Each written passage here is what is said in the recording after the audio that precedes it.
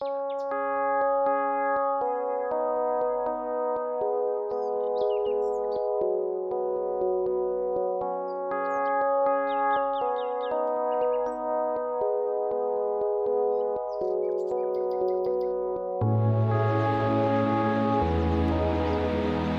everybody, this is Matt Heron with Matt Heron Fly Fishing, and today we're on the Truckee River and we're going to be talking about setting the hook.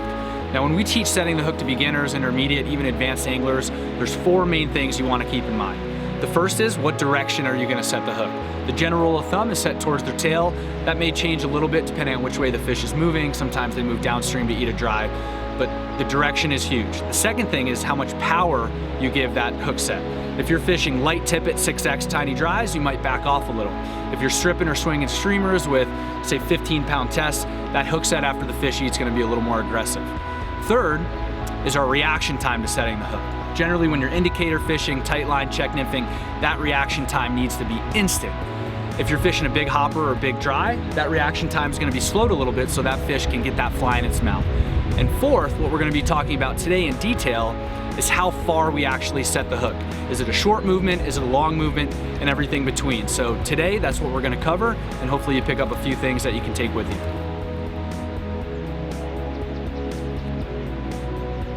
We're now going to cover the whole concept of setting through it, not to it. Of the four, this is the one we're going to cover heavily today in this lesson, and it's something we see the most issues with when people are setting the hook. When we make that cast, we mend it, life is good, we're getting a drag-free drift, and all of a sudden that strike indicator bounces, goes under, hesitates, does something. Whenever it's time to set the hook, we want to make sure we set that indicator and those flies all the way through the water column. We're going to set and pull, pull, pull, and not stop the rod until we are positive that there's no fish on there. Make sure when you set that hook, you absolutely commit to it. Don't set a bunch of times. Give it one consistent, hard downstream hook set. Of course, that depends on the speed of the rod you're using and your tippet size, but one consistent downstream hook set, and don't stop moving that hook set until you are proof positive that it's not a rock or a stick and that it's a fish.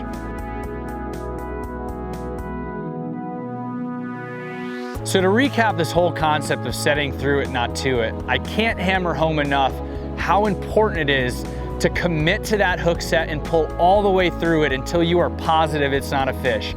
We see it every day. Everyone does that set and stop. They realize it's a fish, they set again, and that fish is gone. So sometimes that cue is the line comes out of the water and goes flying behind you. Sometimes that cue is you see your flies while you're setting and you reposition that cast upstream.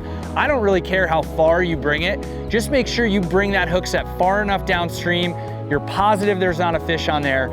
And if you get rid of the whole concept of set and stop, I guarantee in the long run, you're gonna hook more fish.